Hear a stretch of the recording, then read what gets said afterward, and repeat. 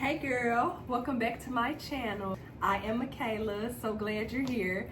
And let's just jump right in.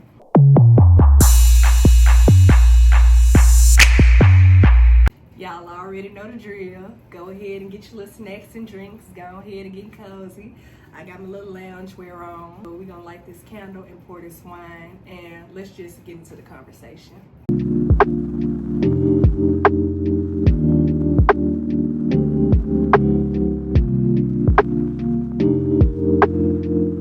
Okay, y'all, so I chose this topic today because this is so interesting and just so frustrating to me at the same time. Have y'all ever just experienced having problems no matter where you go? Like, it could be school, it could be work, it just be folks, usually a group of people kind of picking at you, kind of talking about you, just kind of trying to start a problem for no reason. It's the most frustrating shit ever, and it's so funny because it's like, damn, what do I be doing? Am I the problem? I don't know. If you can relate to this, you know what I'm talking about. It's like you don't be bothering nobody, but at the same time, problems come and find you. Like, what the fuck is really going on? You know how people be like, well, if everybody having the same problem, there must be a common denominator. No, sometimes it really do be everybody else, especially if you know in your heart you don't be bothering nobody. I'm gonna kind of break it down as 3 categories because sometimes it really is everybody else, but sometimes we do have to look into the mirror, and jealousy, because that typically always plays a big factor in it. Okay, so everybody else, let's talk about it. Typically, it's always like kind of in a setting where you just gotta be around somebody, like work, school, where y'all kind of have to be in close proximity of one another, because I imagine you wouldn't just be having problems with somebody that you don't see on a regular, And so with this, you kind of got to take it with a grain of salt, because sometimes it just really depends on the type of people that's talking. Like messy people, group dynamics, and it be kind of like a clash in personality, especially if you kind of like a quiet, kind of reserved person. You don't really do like all the just all the little messiness, all the little gossiping and stuff like that. And people can make you out to be a target because of it, because you don't do the shit that they do, or you don't carry yourself in a way how they carry themselves. So they can take it as you think that you're better than them when nobody said that, and they can kind of start, project it onto you, start targeting you, kind of trying to, isolate you, just moving very weird. And it's like, for what? For what? And the whole time, y'all, you ain't went out your way to bother nobody. You haven't went out your way to be disrespectful, to say nothing out of the way to them. And typically when they dislike you, it can't just be a solo thing. They got to go and kind of try to recruit other people to dislike you. Bro, like, y'all are so fucking bothered. Imagine trying to recruit people to dislike somebody just because you don't like them. If you don't like somebody, just dislike them in peace. You don't have to do the most. You don't have to go around bothering, picking at people, poking at them. And it really says a lot more about you than it does the person that you're trying to recruit people against. Like, what sense does that make?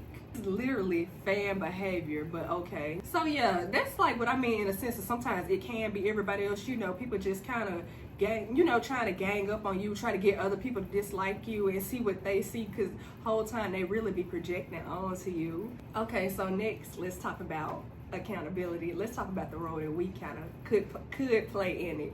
Because don't get me wrong, sometimes we do need to take a little look in the mirror. Like for me, I noticed like I was having ongoing problems. For me, for the most part, it was my lack of discernment. I have a video on it, like just falling out with people because they're really not your types of people, but you're ignoring your own discernment. So with me personally, I would kind of see the red flags in people, just how they kind of went about things, kind of carried themselves when it came to me. And it's just something, it was in a way how I wouldn't treat, how I wouldn't go about stuff, or stuff that I really didn't care for. Instead of, setting those firm boundaries, I would kind of just let it slide. Not because I had to, but, because I was trying to, kind of keep the peace that is the worst thing you can do, because eventually you just gonna blow up on somebody and they be like, where is this coming from? So for me, that was my problem. You know, just not treating access to you like it is a privilege, and it really is. Just letting people around me who had no business being around me to begin with, and not letting them know, you know, that there's consequences to mistreating me, mishandling me, just, you know. Yeah, so that's kind of the part that I played in it. So sometimes, like I said, we can kind of take a look in the mirror, but again, like I said, it's not always us. But speaking from a personal perspective, from the perspective of you, kind of like just doing the inner work and seeing what needs to be changed when it comes to your relationships with people. Because you already know, you let a person slide, they start ice skating, they get real comfortable. So yeah, just kind of take a look in the mirror, you know, like, where did you go wrong yet? You know, like, is it defensiveness? Is it, you know, failure to have good boundaries? You know, discernment, like I was saying. So yeah, this can be a reason, but like I said, not all the time. I want to say 80% of the time, it really is everybody else. And this right here is the main reason. I don't care what nobody say. I do not care. This falls into the category of everybody else. Jealousy. That's the problem, girl. You look too fucking good. You know, you're pretty, you carry yourself a certain way, you have a certain light and magnetism about you. People hate that. I'm telling you, they hate that. And like I was saying earlier with the group dynamics, you know, when you kind of like a group of missing people, you don't kind of go out your way to be cool with them.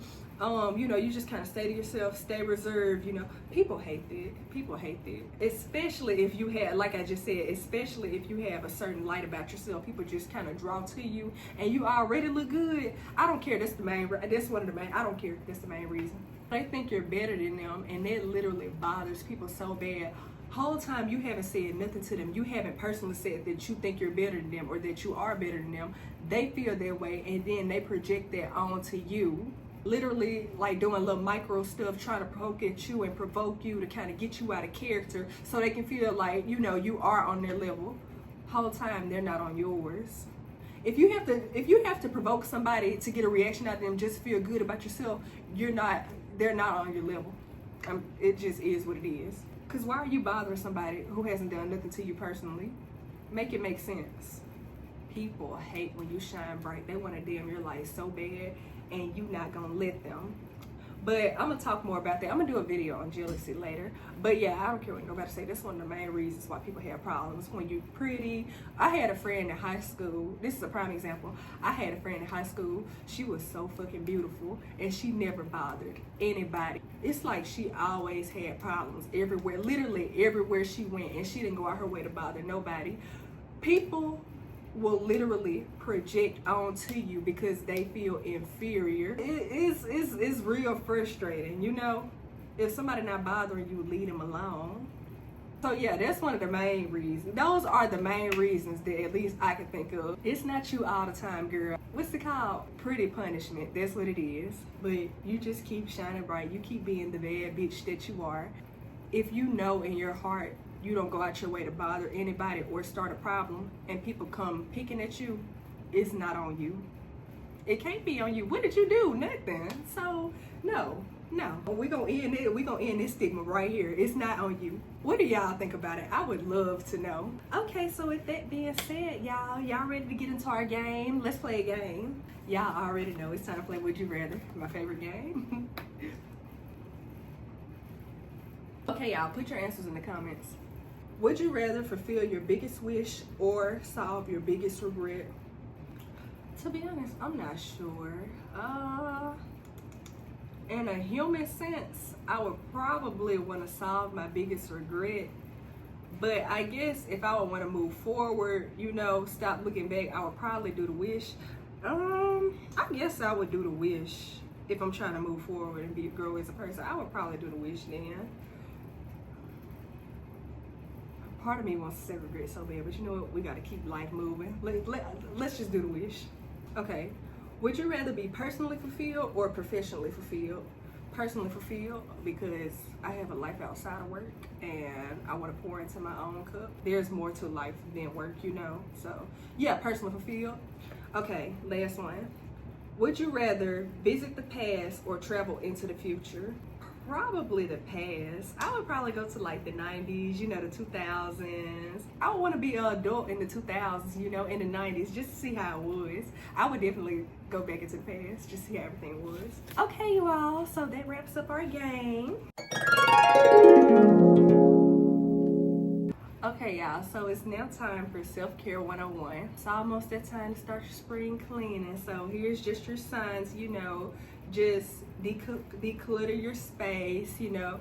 Your environment reflects how you feel internally. So, you know, just, you know, declutter your space. If you don't feel up to it, just do all you can, whether it's clean a corner, wash your dish, you know, just, you know, romanticize the process while you're doing it. You know, light a candle, turn your music on, turn your playlist on. I personally love like 2000s R&B while I'm cleaning up, you know, a little Beyonce, just turning it on, you know, just vibing while cleaning up. It just makes cleaning up a lot more enjoyable. And, you know, just check in with yourself. Ask yourself, how am I feeling right now? What do I need in this moment? And just remember that the word no is a full sentence. As I've said, setting boundaries is a very productive way in protecting your peace. So, yeah. Well, okay, girl, that wraps up another video. If you like this video, be sure to subscribe. Y'all be sure to have a good rest of your week and stay warm and stay dry. Same time next week, you bring the wine, I'll bring the conversation. Alrighty, you all. Well, y'all be blessed. Bye.